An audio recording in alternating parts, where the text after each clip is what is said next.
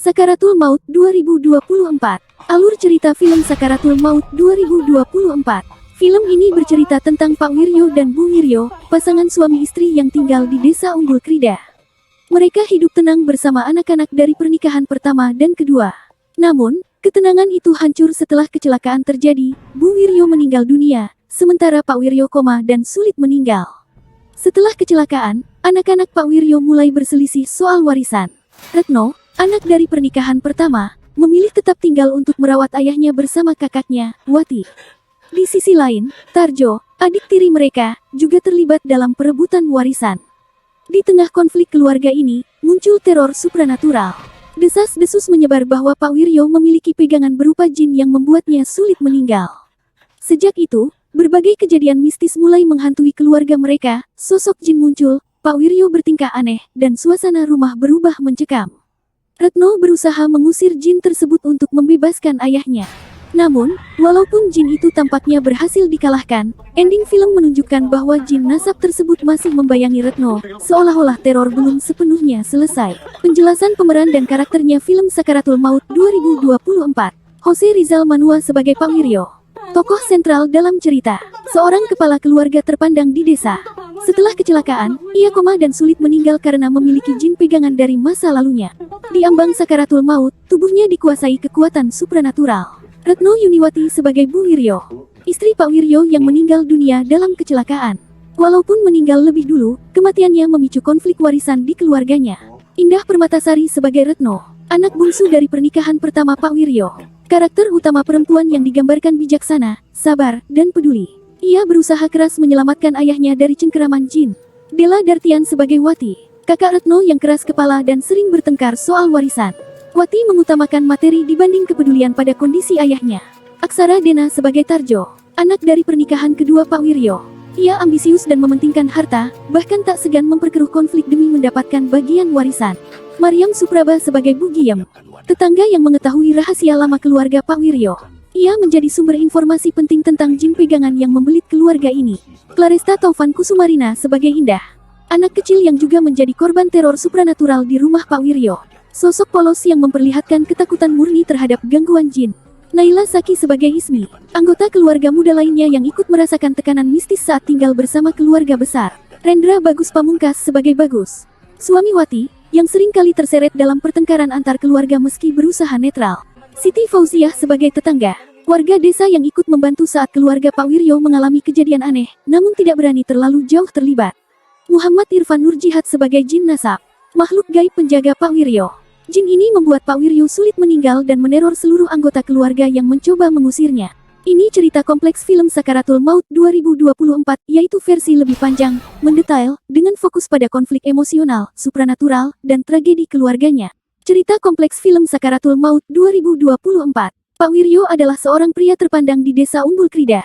Ia dikenal sebagai tokoh yang dihormati karena kebaikannya, namun diam-diam menyimpan masa lalu kelam. Ia pernah membuat perjanjian gaib dengan jin nasab, makhluk supranatural yang menjaga keturunannya. Perjanjian ini memberinya kemudahan hidup, namun juga syarat berat, kematian tidak akan mudah datang kepadanya.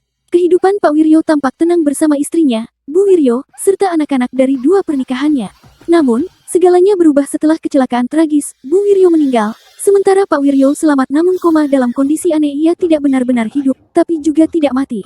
Kondisi Pak Wiryo memicu ketegangan di antara anak-anaknya. Retno, anak perempuan bungsu dari pernikahan pertama, adalah sosok yang paling peduli. Ia memilih menunda rencana kuliahnya di Surabaya untuk merawat ayahnya. Bersama kakaknya, Wati, mereka berusaha menjaga keluarga tetap utuh. Namun Tarjo, adik tiri mereka dari pernikahan kedua, mulai mempertanyakan hak waris. Ia memprovokasi anggota keluarga lain, menyebabkan perselisihan terbuka tentang pembagian harta.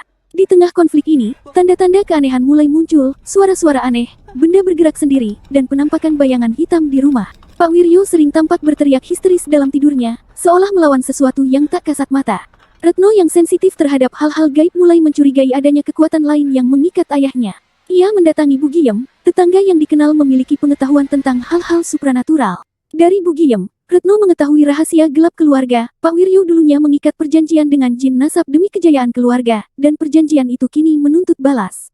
Teror supranatural semakin intens. Sosok jin mulai menampakkan diri secara nyata. Para anggota keluarga dihantui mimpi buruk, kerasukan, hingga hampir kehilangan akal sehat. Rumah Pak Wiryo berubah menjadi ladang ketakutan, memaksa semua orang menghadapi masa lalu keluarga yang selama ini disembunyikan.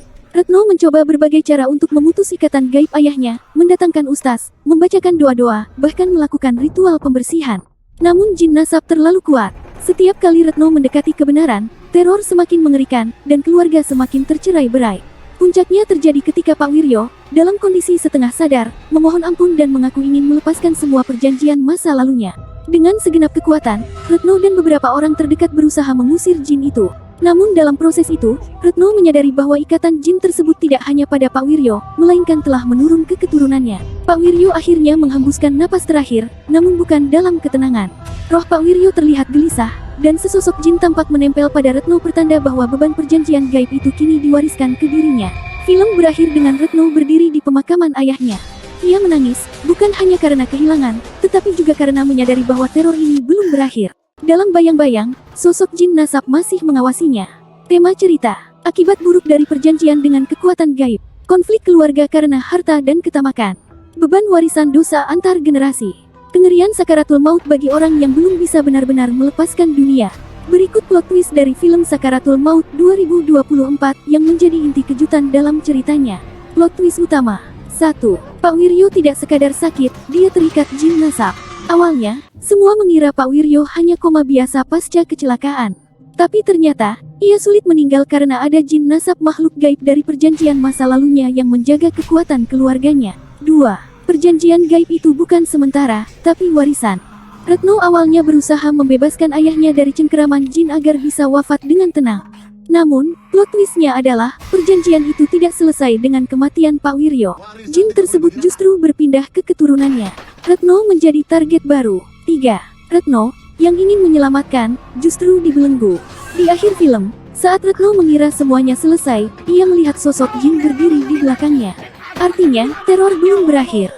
Retno kini memikul warisan gelap ayahnya bukan harta, tapi kutukan. Kesimpulan twist, yang membuat film ini menyeramkan bukan hanya kehadiran jin, tapi kenyataan bahwa dosa masa lalu bisa hidup lebih lama dari orangnya, dan turun ke generasi berikutnya.